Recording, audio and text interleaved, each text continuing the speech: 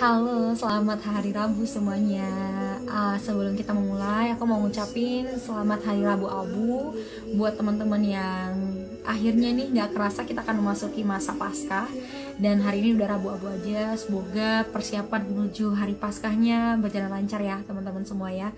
Dan welcome to Dikdok Diskusi Karo Dokter di episode 61. Nah, malam hari ini kita ngobrol topik yang jarang banget juga diobrolin nih teman-teman, yaitu kita akan ngobrolin vaksinasi internasional. Dengan siapa sih? Dengan Dokter Jen Ariesta.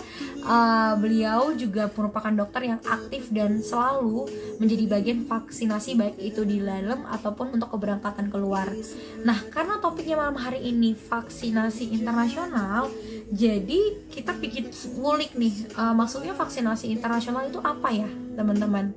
Baik, nah sambil nunggu teman-teman yang lain, halo, selamat malam, Mama Haliwa 18, halo. Nah, teman-teman boleh banget ajak teman-teman yang lain buat nonton live Instagram Dikdok. Kenapa? Karena kita ada di live Instagram maraton sampai 100 hari ke depan. Nah, Dokter Jen udah gabung. Baiklah, udah gak sabar mau ngobrol sama Dokter Jen. Aku undang dulu Dokter Jen ya. Tunggu dulu. Aku terima lagi.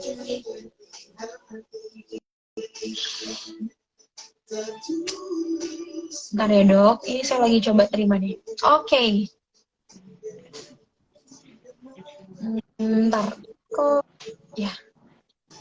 Halo dok, selamat malam. Halo juga, selamat malam. Wah, ini dokter Jennya nih teman-teman. Bentar dok, kita pasin angle kameranya dulu. Dokter udah pas kayak Pas gitu dong. atau mau dirubah? Suaranya udah kedengeran apa belum? Jelas belum? Maksud dari saya udah jelas.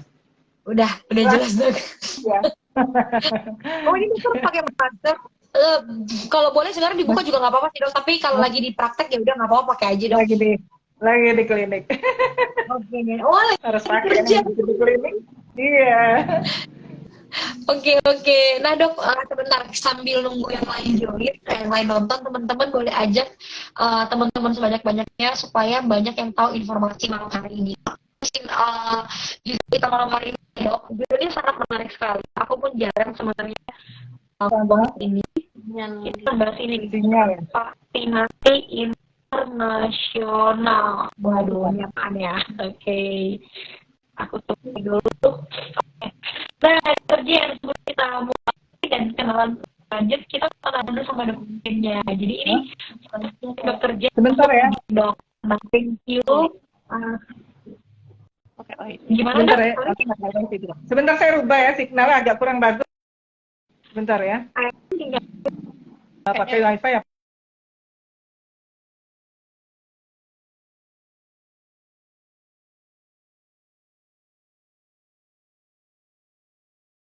Boleh.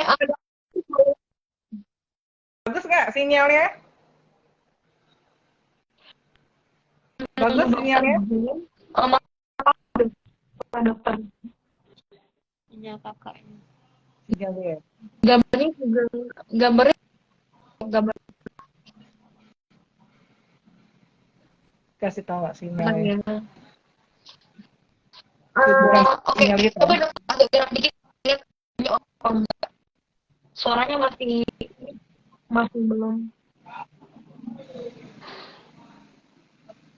Oke, bentar. Coba aku apa ya? Apa sinyal aku? Kayaknya harusnya enggak sih. Udah pakai yang bentar ya dok. Ya nggak apa-apa.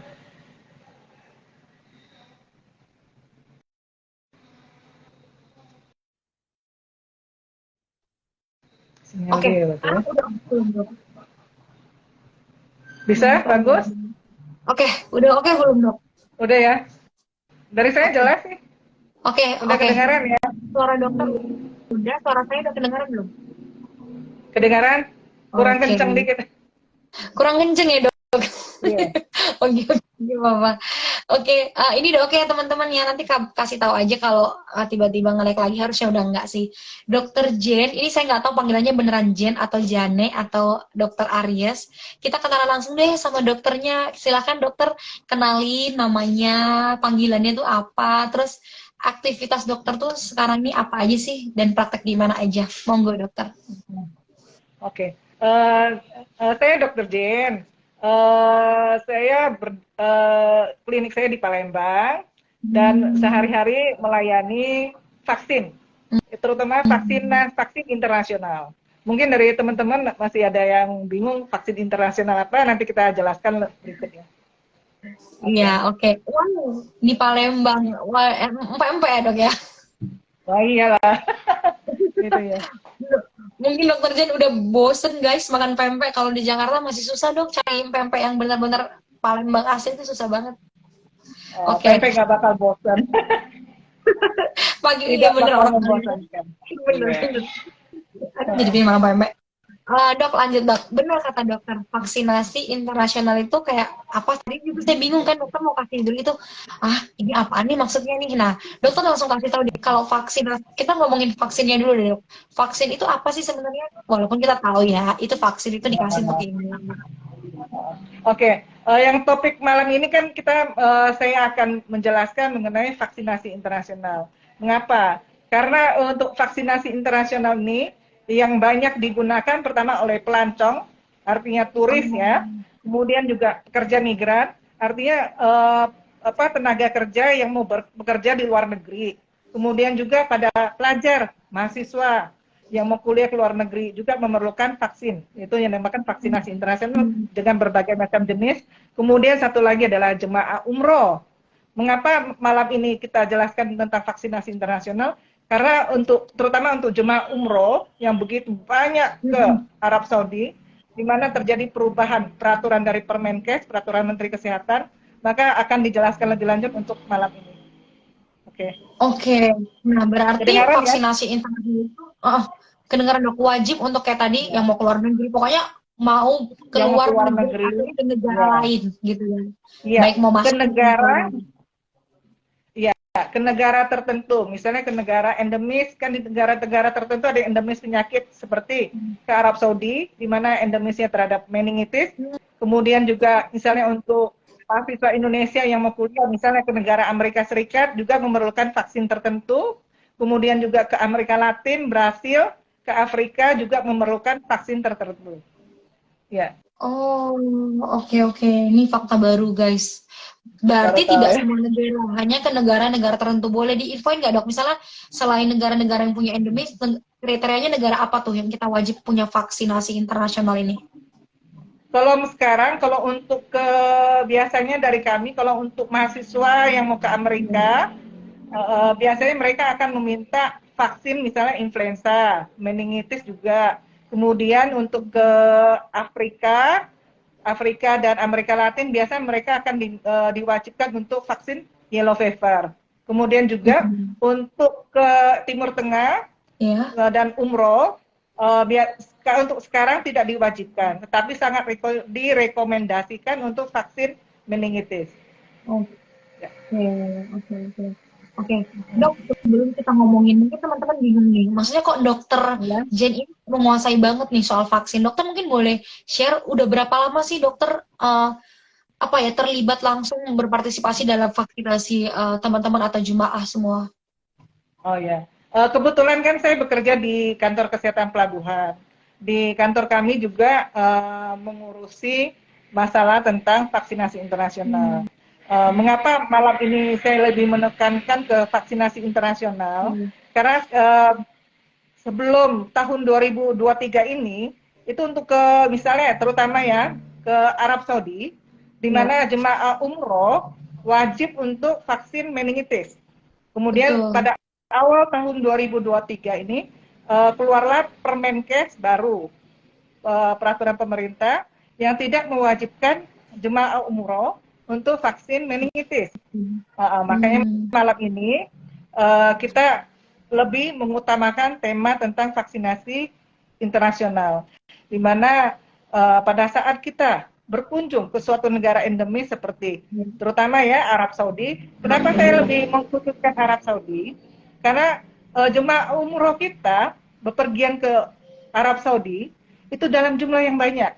Tidak seperti kita misalnya berkunjung ke Jepang atau ke negara lain yang tidak hanya turis-turis dalam jumlah sedikit. Kalau untuk ke umroh itu kan dalam jumlah yang banyak. Iya. Sedangkan di sana tuh jemaah dari berbagai negara lain ngumpul di situ. Bagaimana bila jemaah umroh kita yang begitu banyak mengunjungi Arab Saudi tidak melakukan vaksinasi meningitis yang sebelumnya diwajibkan? Jadi bagaimana saya ingin mengajak terutama travel umroh dan jemaah-jemaah pada umumnya untuk sadar akan pentingnya vaksinasi meningitis, walaupun sekarang tidak diwajibkan lagi. Iya. Oke. Nah, Jadi, kita langsung share aja dok. Mungkin dulu ya, mungkin terlepas dari biaya, walaupun dari pemerintah sudah tidak mewajibkan lagi. Ini kita ngomongin yang umroh ya, teman-teman yang ke Arab Saudi nih. Tidak diwajibkan lagi vaksinasi meningitis. Dokter share dong, sebenarnya kenapa sih kita butuh vaksinasi meningitis ini kalau untuk umroh atau keberangkatan ke Arab? Nah, itulah bedanya. Sebenarnya vaksinasi internasional ini kan kalau kita mengunjungi negara yang endemis, itu kan misalnya kita sebagai tenaga kerja itulah ya. Kalau tenaga kerja misalnya kita ke Malaysia memang kan disarankan untuk vaksin misalnya influenza, vaksin tipes. Nah, kemudian juga kita misalnya mengunjungi suatu negara sebagai turis. Turis artinya wisata ya, bukan wisata umroh ya, misalnya wisata biasa. Itu kan kita pergi dalam jumlah yang tidak terlalu banyak lah ya. Tetapi tetap disarankan misalnya kita mengunjungi misalnya ke Amerika Latin atau enggak misalnya ke Brasil ya. Itu juga disarankan untuk vaksin yellow fever. Nah, ini berbeda untuk umroh. Kalau umroh sekarang kan tahun 2023 kan tidak diwajibkan, tetapi direkomendasikan. Tetapi kita berkunjung pada saat umroh itu berbeda dengan wisata seperti yang ke negara lain kan. Kalau untuk wisata umroh itu kan dalam jumlah yang banyak. Banyak. Sedangkan setelah kita sampai di Arab Saudi kan mungkin banyak juga jemaah dari negara lain berkumpul. Jadi masa banyak. Jadi peluang kita untuk terkena penyakit itu sangat tinggi. Berbeda dengan kita berkunjung ke tempat lain yang turisnya tidak terlalu besar, ya kan? Sedangkan untuk tahun 2023 ini mengapa ini pengetahuan untuk vaksin itu harus sangat tinggi untuk masyarakat Indonesia. Karena misalnya untuk di Arab Saudi ya, meningitis kita ketahui kan untuk penyakit radang selaput otak, ya kan? Bagaimana bila jemaah yang pergi itu tidak melakukan vaksinasi? Itu resikonya kan resikonya tertular tinggi. Walaupun sangat disarankan disarankan untuk yang komorbid sebaiknya vaksin. Tetapi menurut pengalaman saya lebih baik walaupun tidak komorbid pun sebaiknya dilakukan vaksinasi meningitis. Ya. Karena kita tahu kan bagaimana kalau seandainya kita kena meningitis akan tertimbul gejala sisa. Ya kan? Gejala sisa itu kan kalau kita kena sangat merugikan diri sendiri. Jadi saya rasa vaksin itu sangat murah dan sangat berguna dibandingkan kita sakit. Gitu. Itu yang perlu menimbulkan kesadaran pada masyarakat bahwa vaksin itu lebih murah daripada sakit, ya kan? Dan manfaatnya sangat besar. Oke. Nah, teman-teman, iya balik lagi, walaupun tidak komorbid, sebaiknya kalau kita keluar nih, beresikonya kita mau ke tempatnya rame apa yang sepi nih. Sekalipun sepi, kalau kita mau aman, sebaiknya vaksin deh. Apalagi keluar gitu ya, bukan ke negara yang kita tinggali. Apalagi jalan ke tempat yang masanya banyak. Ke suatu tempat endemis dan dalam jumlah populasi yang banyak. Itu kan beresiko sekali. Jadi misalnya salah satunya yang mudah menular itu walaupun sekarang COVID juga harus ya kita kan waktu ke luar negeri juga sekarang disyaratkan untuk poster COVID. Satu lagi vaksin ke negara endemis sesuai dengan penyakit tersebut. Lebih diutamakan sekarang yang meningitis. Kenapa? Karena jemaah umroh perlu kesadaran untuk vaksin walaupun tidak diwajibkan. Oke. Emang boleh tanya nggak dok? Dokter kan rutin nih berarti memberikan vaksin terutama kepada jemaah umroh. Eh, Iya. berapa sih dok sekali keberangkatan itu? Misalnya biar kita dapat gambaran itu kalau di sana tuh bisa sekian orang loh. Bayangin aja kalau nggak vaksin gitu. Ya, kalau untuk di Sumatera Selatan sendiri ya, setiap untuk sebulannya ada sekitar saya rasa ratusan ribu ininya. Wow. Apalagi, iya untuk Indonesia ini jemaah umrohnya banyak sekali, Iya. bisa Betul. ratusan ribu, apalagi di Jakarta. Kalau dari Jakarta, dari Sumatera Selatan ini sudah tinggi sekali. Kemudian juga Jawa Timur juga tinggi Hmm, jemaah umrohnya, apalagi Jakarta. Kita bayangin. bayangkan begitu banyak yang berangkat umroh, begitu banyak. Kalau misalnya Mas, ternyata yang vaksin meningitis hanya berapa persen? Misalnya 20%. 80% ke sana dan berkumpul lagi dengan jemaah umroh dari negara lain, dari Iya. negara Nigeria yang sekarang lagi tinggi angka meningitisnya, Iya. kemudian dari negara Afrika, maka penularan meningitisnya sangat tinggi karena penularannya lewat misalnya dengan batuk, kumannya masuk ke dalam tenggorokan, kemudian akan menuju ke selaput otak, akan terjadi infeksi di situ. Oke, nah itu teman-teman. Dok, Ya, tadi dokter udah sharing, maksudnya bahkan dokter udah sharing gimana cara kerjanya virus tadi ya. Maksudnya kenapa penting kita vaksin. kuman, meningitis. Eh, bisa nggak sih dok, misalnya kalau mau konsultasi nih, misalnya, apakah diperlukan dulu, biasanya kita lebih suka ada opsi kan dok, boleh nggak ada konsultasi dulu sebelum keberangkatan gitu. Jadi, karena kita butuh pilihan dok, bisa nggak itu Ya. dilakukan? Ya, bisa. Karena sebelum kita melakukan vaksinasi, kita harus konsultasi dulu. Bisa lewat YesDoc, Hmm, konsultasinya ya. Kemudian ya. konsultasi vaksin apa yang cocok untuk kita. Kemudian yang kira-kira ada kontraindikasinya, yang nggak bisa. Kemudian juga ada komorbidnya juga. Jadi harus dikonsultasikan ke tim vaksinator terlebih dahulu. Tetap, Oke. Oke, ya. berarti lebih kayak ingin menentukan ternyata vaksin itu jenisnya juga berbeda-beda ya dok ya. Misalnya kalau mau vaksin Iya, meningitis itu beda-beda. ya. Vaksin itu kan ada berbagai macam. Untuk vaksin meningitis saja ada yang untuk usia di atas 2 tahun, ada di bawah untuk usia di bawah 2 tahun, berbeda. Kemudian juga ada beberapa misalnya yang sedang yang sedang tidak bisa divaksin, misalnya lagi demam juga tidak bisa. Jadi harus dikonsultasikan dulu sebelum melakukan vaksinasi. Tetap prinsip semua vaksinasi sama. Tetap harus konsultasi dulu ke dokter yang vaksinator. Oke, oke. Menarik dok. Dokter pernah nggak sih ketemu peserta atau jemaah atau kita gitu, warga Hmm. Indonesia yang nekat gitu nggak vaksin entah ke negara manapun, ternyata dia balik dan ya terserang gitu loh dok, loh akhirnya kok didiagnosa ini karena emang nggak vaksin gitu. Ada nggak dok? Pernah ketemu kayak gitu? Ada, ada. Jadi walaupun pada saat tahun sebelum tahun 2023 pun ada yang misalnya walaupun diwajibkan tetap berusaha untuk tidak melakukan vaksinasi. Pasti ada dengan begitu jutaan orang ya, pasti ada. Kemudian juga yang kena karena tidak vaksin atau menggunakan misalnya kan dulu kan kita kalau misalnya mau berangkat itu apalagi umroh ya harus menunjukkan buku kuning, buku ICV itu. Ada juga yang menggunakan buku itu, misalnya memalsukan buku itu, ada juga kita ketemu di bandara. Dan juga pasti ada yang kena, cuma kan nggak perlu disebutkan ya, pasti ada yang kena resikonya.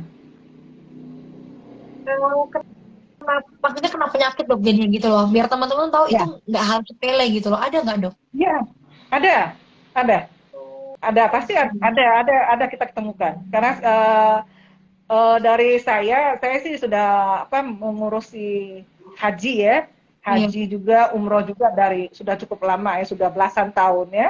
Jadi cukup cukup familiar lah terhadap eh, perilaku jemaah umroh atau haji yang menolak untuk vaksin ada. Kemudian juga karena kan kita lebih khusus ke arah situ ya, arah untuk yang meningitis jemaah umroh dan haji pasti ada. Tapi tetap walaupun walaupun misalnya ada beberapa yang menolak yang dengan berbagai alasan, tetap kita wajibkan untuk vaksin, terutama untuk ibadah haji ini, umroh atau haji dengan vaksin meningitis.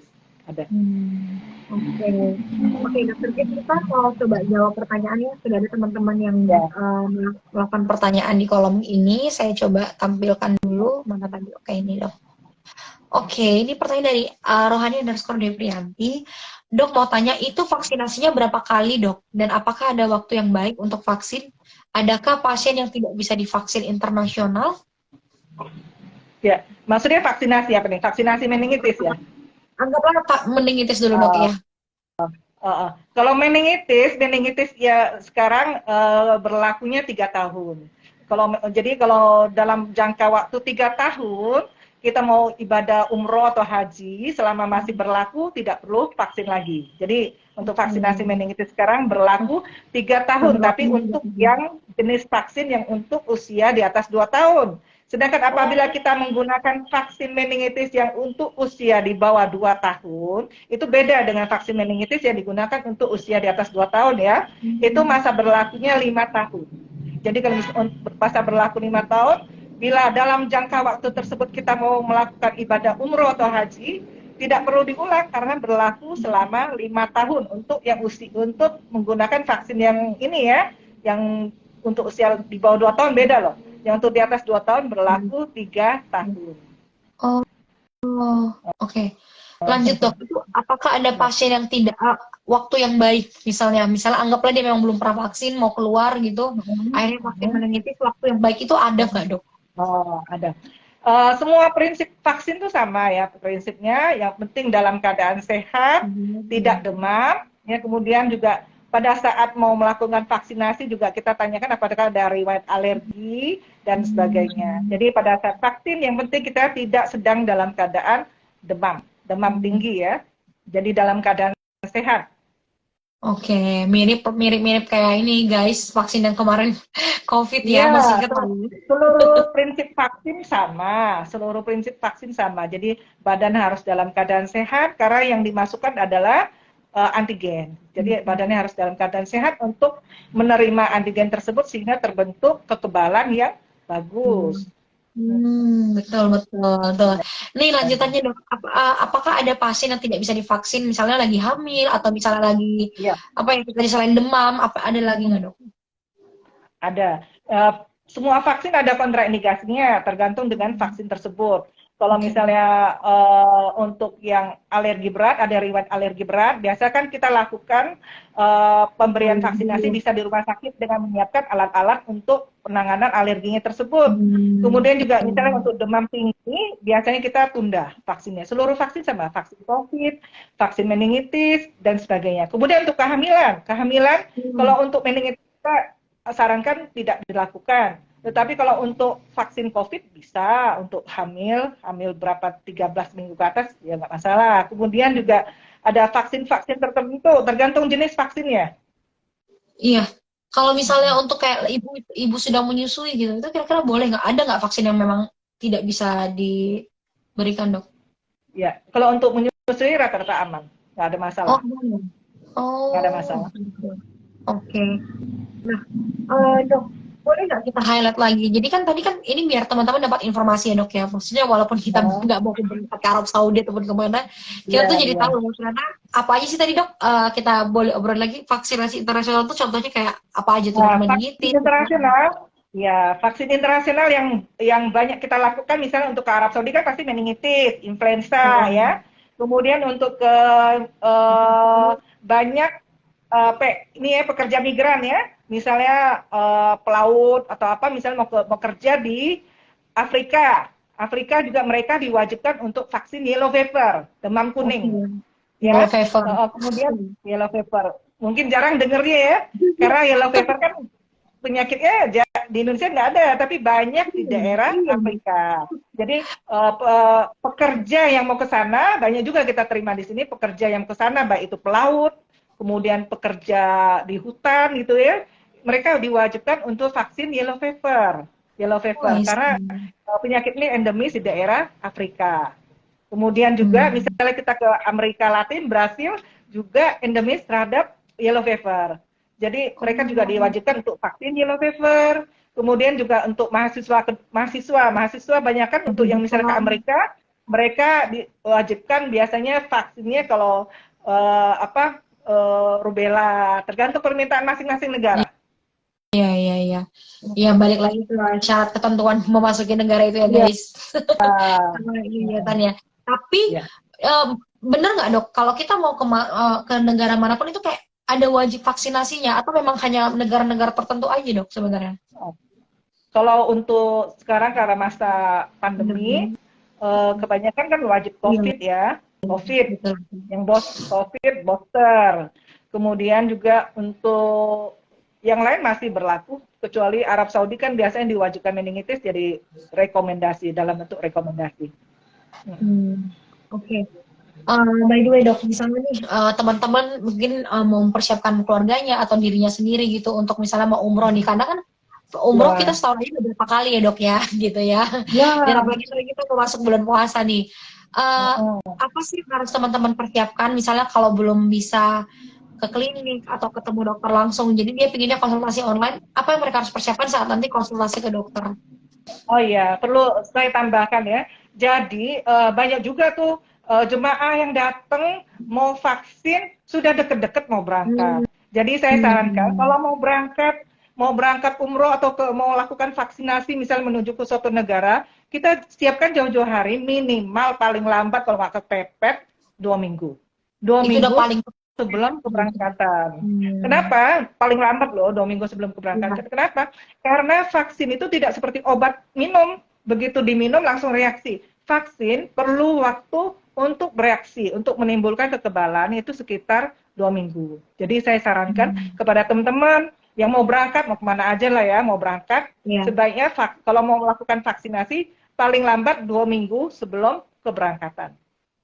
Nah, itu udah suntik vaksinnya kan dok? Tapi kan sebelum tindakan itu ada persiapan nih. Nah, persiapannya itu sebaiknya kapan kayak nanya, konsultasi, sharing gitu. Dan apa yang harus disiapkan? Apakah kita harus tahu dulu nih riwayat alergi kita? Jadi nanti pas ketemu dokter bolak-balik gitu.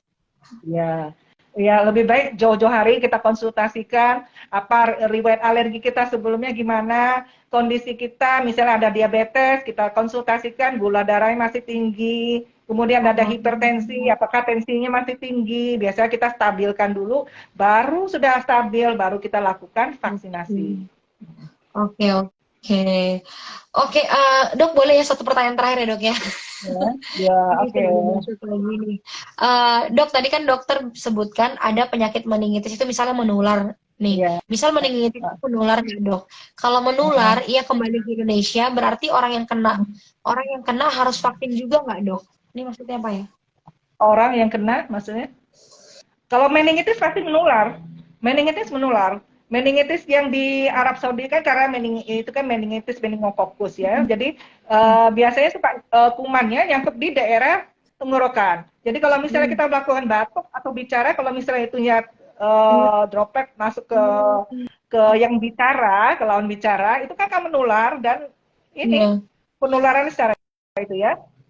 Batuk, bicara, ludah menular itu. Oke. Berarti ya pasti menular guys kalau walaupun itu penyakit menular, makanya dilakukan vaksinasi. Ya. Boleh spill nggak dok? Spill harga gitu ya. Biar yang kalau nggak tahu harga vaksin itu berapa sih? Dokter tahu nggak? Bagi kalian harga vaksin itu sekian, paling mahal tuh sekian gitu loh. Murah banget. Kalau vaksin tuh murah dibandingkan dengan efeknya ya, maksudnya dibandingkan akibat yang kalau kita nggak vaksin. Kalau untuk vaksin meningitis yang untuk masa berlaku 3 tahun, itu harganya sekitar 300-an. Kemudian kalau yang 300.000 lebih, 300.000 lebih, dia 300 sampai 400 murah lah dengan masa jangka berlaku 3 tahun ya. Kemudian yang untuk vaksin yang meningitis yang dengan masa berlaku 5 tahun itu sekitar 700-800-an. Murah, itu 5 tahun. Jadi kalau kita mau berangkat lagi nggak usah vaksin lagi, kan aman. Iya. Nah itu. Mungkin teman-teman takutnya sekarang kan banyak. Oke. Dok, ini seru juga. Apa sih yang mau dokter sampai ini? Dokter kan penggiat juga ya, edukasi lah ke teman-teman yang mau berangkat keluar itu, gimana caranya menggerakkan mereka biar harus aware harus mau vaksin, manfaatnya Iya. juga ke kita bukan ke dokternya. Iya. Dokter mungkin boleh motivasi teman-teman yang lagi nonton, dan kalau nanti saya share video ini buat teman-teman yang lagi nonton, apa nih? Kenapa harus vaksinasi internasional? Ya, saya rasa bukan vaksin internasional aja ya. Vaksin ini sangat berguna. Jadi jangan kita harus memikirkan keluar uang, kita sehat. Kenapa harus keluar uang? Justru itu, mumpung ada penyakit, kan nggak semua penyakit ada vaksinnya nih.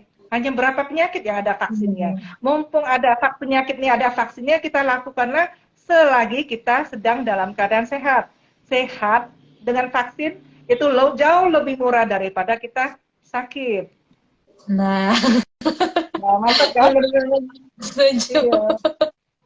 Oke. Jadi kalau pasien yang datang, waduh, pikir saya sehat, harus mengeluarkan berapa misalnya 500.000, 600.000. Aduh, pikir-pikir karena dia merasa sehat, padahal dia nggak tahu efeknya kan. Dengan uang segitu dia aman terhadap penyakit tersebut. Walaupun misalnya kena, tapi tidak akan menjadi berat. Iya, setuju dok. Setuju. Oke, Dokter Jen, terima kasih Ya. dah teman-teman. Aku info ini. Jadi buat teman-teman, tadi kan kita udah infoin kalau Dokter Jen ini prakteknya di Palembang ya. Dan memang Dokter Jen ini fokus atau selama ini terlibat di pemberian vaksin. Jadi kalau teman-teman mau tanyain seputar vaksin atau nanti mau sharing, mau persiapan, boleh banget ketemu Dokter Jen di Palembang di klinik Jen Ariesta ya. Silahkan kalau lagi ke Palembang. Itu ada di Palembang kota ya dok itu ya, Bukit Besar ya tadi bilangnya. Palembang kota loh, iya. Palembang Wah, kota. boleh. Nanti saya Bisa lewat mampir deh kalau ke Yes juga. Palembang. Bisa lewat Yes juga ya. Iya, bisa online juga. Nanti kepoin aja follow Instagramnya Dokter Jen @jane_ariesta. Itu ada link untuk konsultasi online sama Dokter Jen. Dan Dokter Jen juga menyediakan seluruh paket lengkap vaksin ya dok ya, dari mulai meningitis, yellow fever, influenza, sampai nanti ada paket untuk kalian persiapan keberangkatan gitu. Dokter Jen, ini nggak kerasa. Terima kasih banyak sharingnya dok. Terima kasih. Baik banget udah sempatin waktu malam-malam gini. Teman-teman yang udah join dari awal, jaga kesehatan ya. Jangan lupa kalau mau kemana-mana harus vaksin. Ke luar negeri apalagi ya. Gitu. Oke, kalau gitu saya dan Dokter Jen pamit. Selamat malam semuanya. Sampai ketemu lagi besok ya. Selamat malam dokter. Malam.